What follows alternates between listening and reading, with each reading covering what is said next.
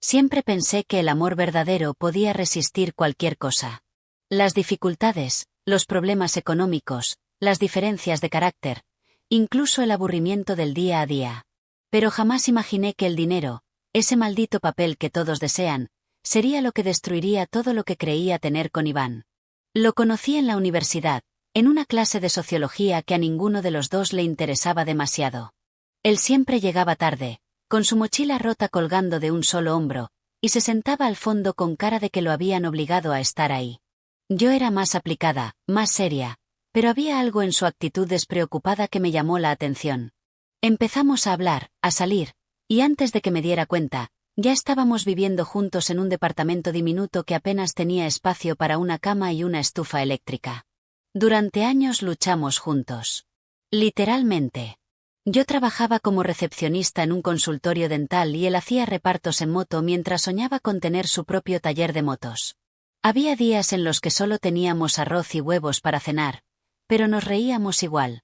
Planeábamos viajes imposibles, hablábamos de tener hijos algún día, y nos prometíamos que, cuando saliéramos adelante, íbamos a vivir como reyes. Contigo hasta debajo de un puente, me decía. Y yo le creía. Nunca fui de jugar la lotería, pero un día cualquiera, camino al trabajo, compré un tiquete porque una señora en la fila del supermercado me dijo: a veces la suerte te busca, pero tú tienes que abrirle la puerta. Me reí, lo guardé en la billetera y no pensé más en él. Hasta que vi los resultados por casualidad una noche, ya en pijama, con Iván dormido en el sofá.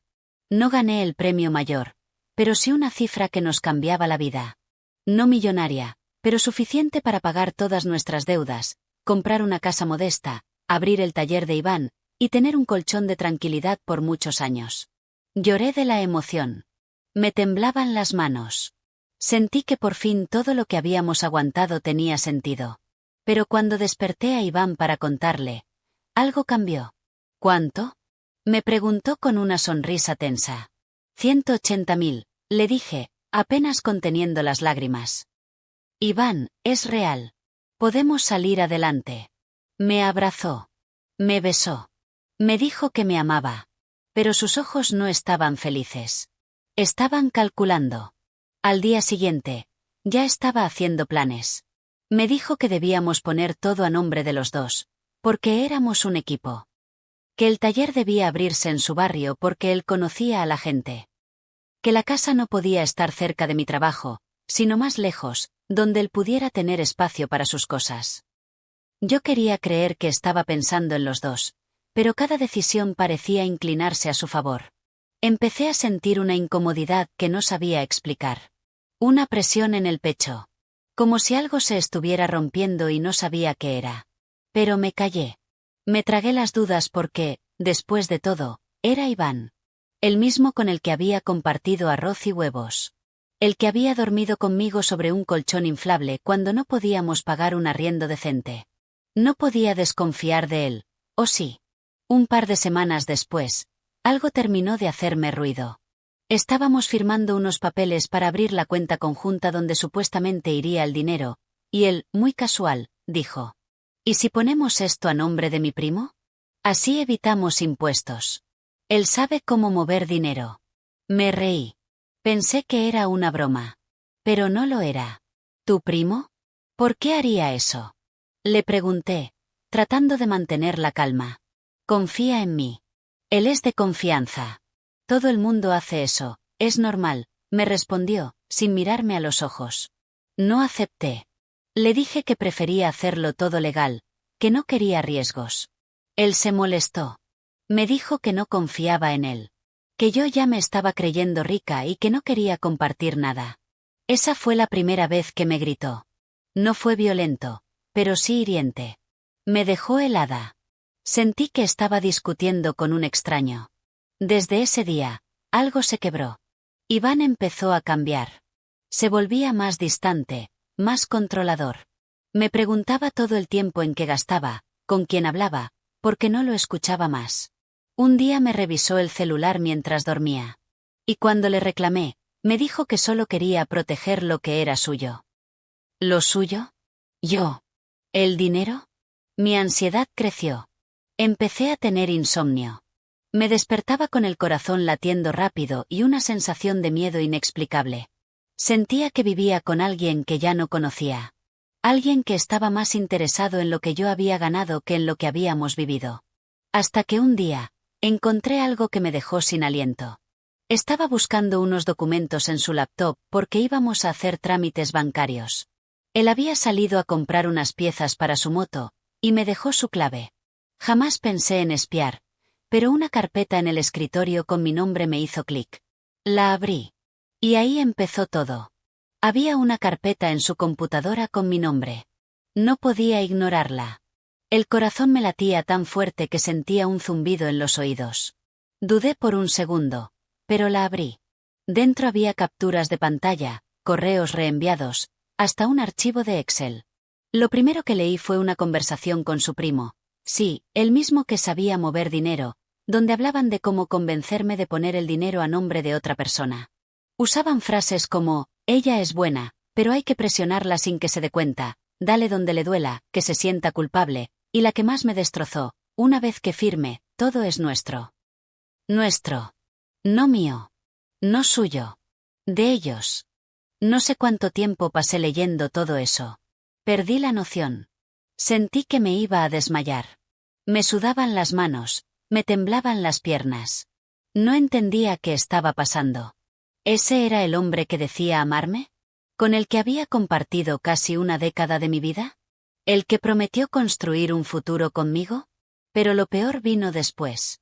Había otro archivo, una especie de carta. Un borrador de un documento legal.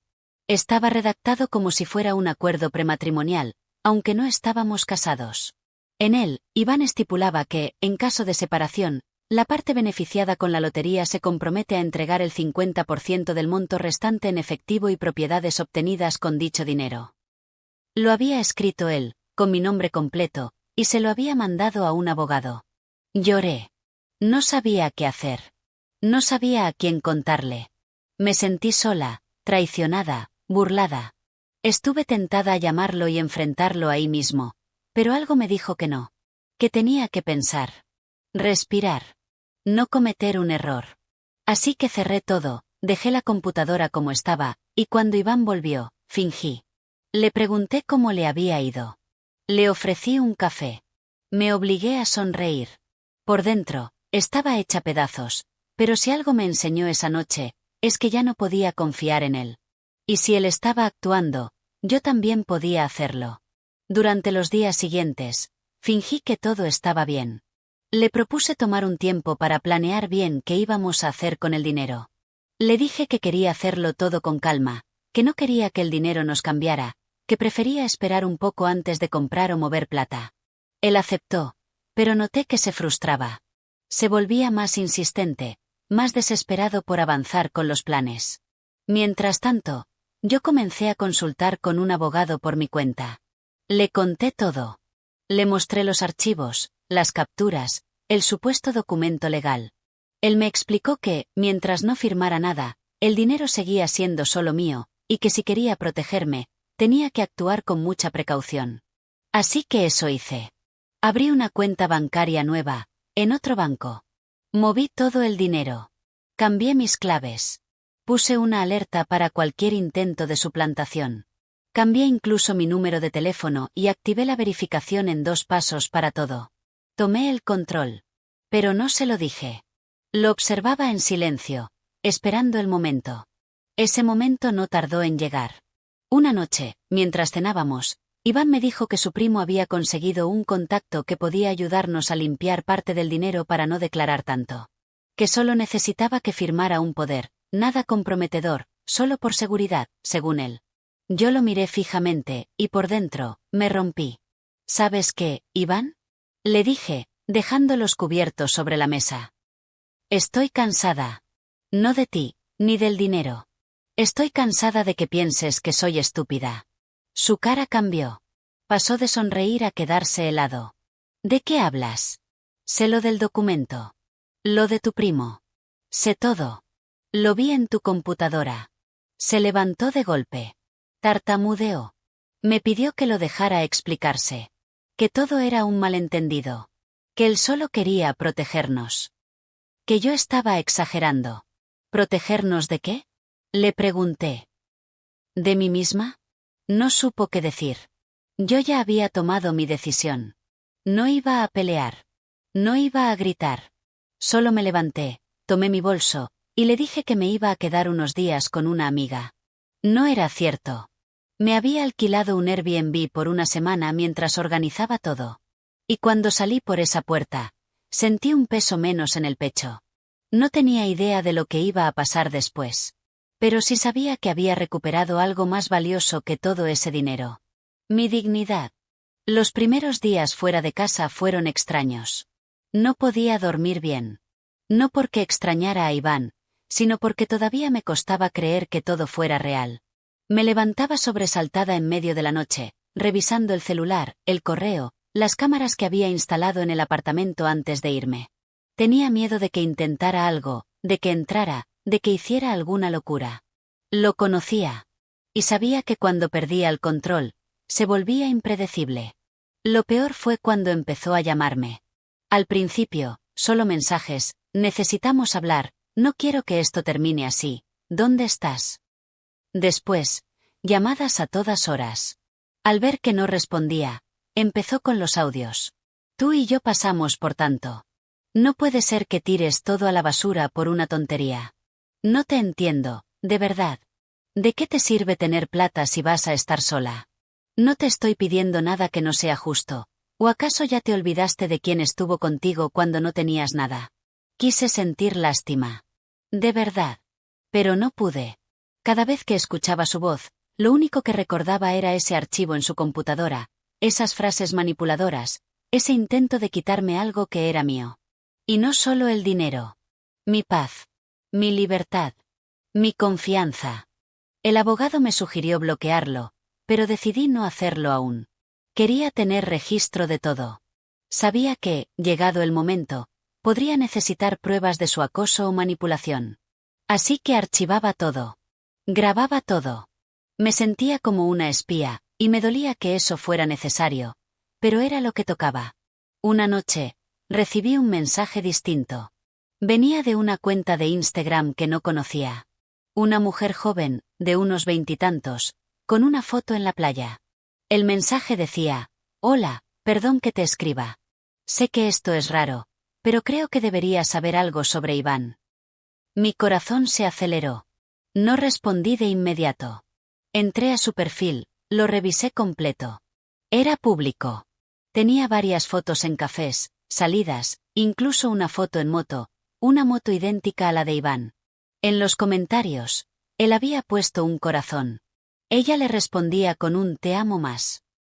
Tragué saliva. Contesté: ¿qué debo saber? Tardó en responder. Me escribió un párrafo largo, directo, sin rodeos. Su nombre era Bianca, y llevaba saliendo con Iván desde hacía 6 meses. Él le había dicho que estaba en una relación complicada con una mujer controladora, que ya casi terminaban, que estaba esperando resolver unos temas económicos para poder mudarse con ella. Que yo no lo dejaba en paz. Que no lo soltaba. Me mandó capturas.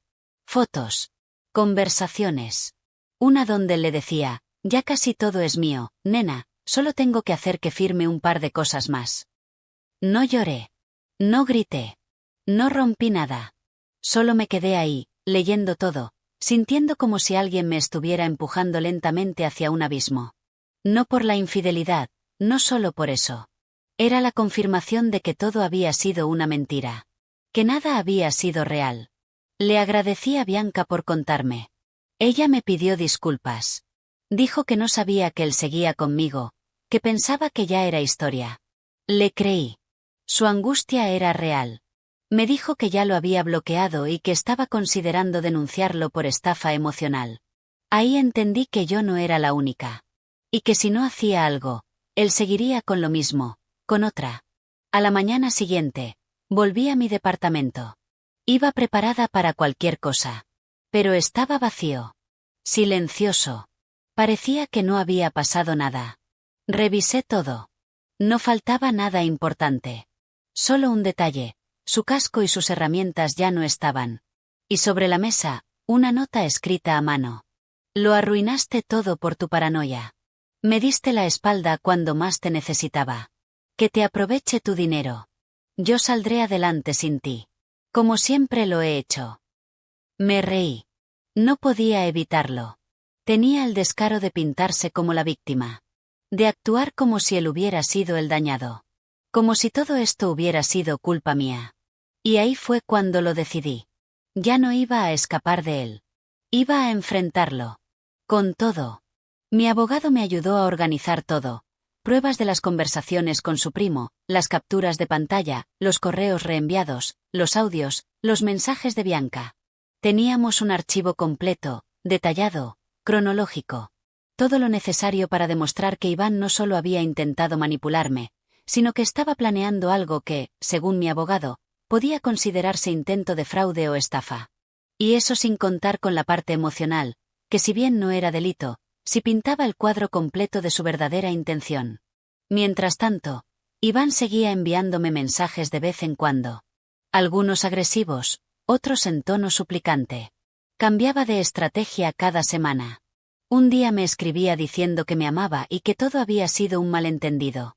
A los 2 días, me acusaba de haberlo abandonado y de haberle robado su futuro. No respondí a ninguno. Pero guardé cada palabra. Entonces hice algo que quizás no todos habrían hecho, pero yo lo necesitaba. Por mí.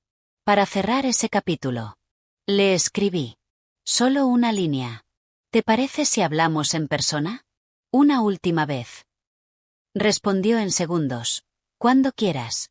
Solo dime dónde. Le propuse vernos en una cafetería pública, a plena luz del día. Lo escogí con intención. Cámaras, testigos, gente alrededor. No iba a ponerme en una situación vulnerable, y mucho menos sola con él. Cuando llegué, ya estaba ahí, con su chaqueta de siempre, el casco sobre la mesa y una mirada que no supe si era de culpa o de soberbia. Gracias por venir, me dijo, intentando sonar tranquilo. No lo hice por ti, respondí, sentándome. Lo hice para decirte lo que no te he dicho antes. Me miró esperando algo. Tal vez una súplica, una disculpa, una oportunidad. No iba a tener ninguna. Sé todo, Iván, dije sin rodeos. Leí los mensajes con tu primo, vi el documento que estabas armando, hablé con Bianca. Sé quién eres. Sé lo que planeabas. Ya no tienes que fingir. Él palideció. Intentó abrir la boca, pero lo interrumpí. No quiero que me expliques nada. No vine por eso. Vine a advertirte. Tomé un sobre del bolso y lo puse sobre la mesa. Adentro, una copia del informe legal que mi abogado había preparado. Con todas las pruebas. Todas. Esto está en manos de mi abogado. Y también de alguien más. Si llegas a acercarte a mí, a intentar contactarme, o si siquiera pronuncias mi nombre en público, esto se va directo a la fiscalía. ¿Entendido? Lo vi tragar saliva. Su fachada empezó a romperse. ¿Vas a arruinarme así? Me preguntó. ¿Después de todo lo que vivimos? Tú lo arruinaste solo. Yo solo me estoy cuidando. Me levanté. Quería irme antes de que la rabia me ganara. Antes de que él intentara volver a jugar la carta del pobrecito yo. Pero cuando ya estaba por dar la vuelta, me soltó una frase que no voy a olvidar. Vas a terminar sola.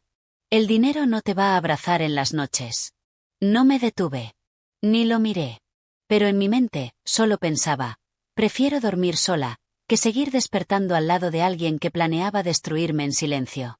Y mientras salía de esa cafetería, con el sobre vacío en mi bolso, sentí algo que no había sentido en mucho tiempo. Paz. Y también, una idea. Una chispa. Una posibilidad de hacer algo más.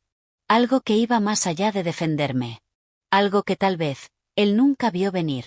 Esa idea no me dejaba en paz. Me rondaba la cabeza cada vez que intentaba descansar, cada vez que repasaba todo lo que había pasado. No era venganza por rencor, era justicia.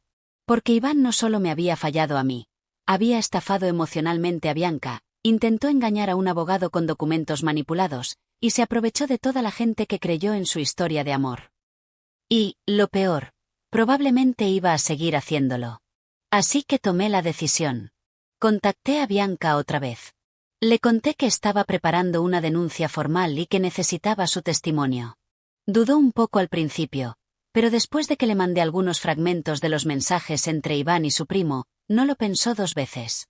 Me dijo: «Cuenta conmigo. No quiero que otra mujer pase por lo mismo». Después contacté a otra chica que, gracias a un par de búsquedas en redes, descubrí que también había salido con Iván antes que yo. Le escribí con mucho cuidado, sin acusar, solo preguntando si lo conocía bien. Para mi sorpresa, me respondió a los pocos días con un mensaje largo, lleno de rabia. Ella también había pasado por algo muy parecido. La había manipulado, le había sacado dinero prestado, y luego desapareció. Cada vez tenía más claro quién era realmente Iván. Con toda esa información, mi abogado preparó una denuncia completa: fraude en grado de tentativa, suplantación legal, manipulación económica, y, con las declaraciones de Bianca y la exnovia, un posible patrón de conducta para que al menos quedara un precedente legal. Sabíamos que no sería fácil ganar un juicio por algo que no se concretó, pero el objetivo era otro: exponerlo. La oportunidad perfecta llegó por sí sola. Un conocido de mi abogado trabajaba en una asociación de prevención de estafas y fraudes. Organizaban charlas en universidades, hacían campañas informativas, y tenían una página que publicaba casos reales, con nombres modificados, claro, para educar a la gente sobre cómo reconocer señales de abuso financiero o manipulación emocional. Les presenté mi historia. Con pruebas. Con fechas. Con nombres cambiados. Sí, pero con detalles reales. Les interesó mucho. Les pareció un ejemplo perfecto de cómo alguien puede usar una relación como herramienta de control y abuso económico sin siquiera poner una mano encima. Y ahí empezó la segunda parte de todo esto. Publicaron la historia. Se volvió viral. Miles de mujeres compartieron la publicación. Algunas comentaron que habían vivido cosas parecidas, otras agradecían que alguien hablara del tema con tanta claridad. Una incluso escribió: «Gracias. Me abriste los ojos. Llevo 5 años con un hombre que me controla cada centavo». Pero lo más interesante vino unos días después. Una amiga me escribió por WhatsApp con una captura de pantalla. Iván había publicado un estado en sus redes.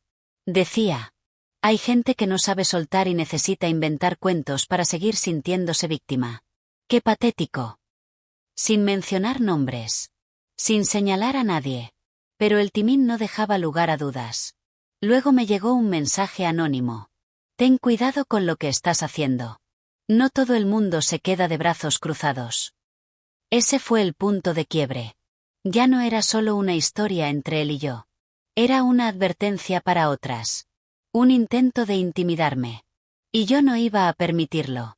Así que fui más allá. Grabé un vídeo. Sin mostrar mi cara, con la voz distorsionada. Conté la historia completa. Cómo conocí a Iván, cómo me manipuló, cómo intentó quitarme todo. Lo subí a una plataforma de testimonios sobre violencia emocional y económica. Fue compartido más de 20.000 veces en una semana. Y aunque nunca lo nombré directamente, la gente que lo conocía, lo identificó. Comencé a recibir mensajes.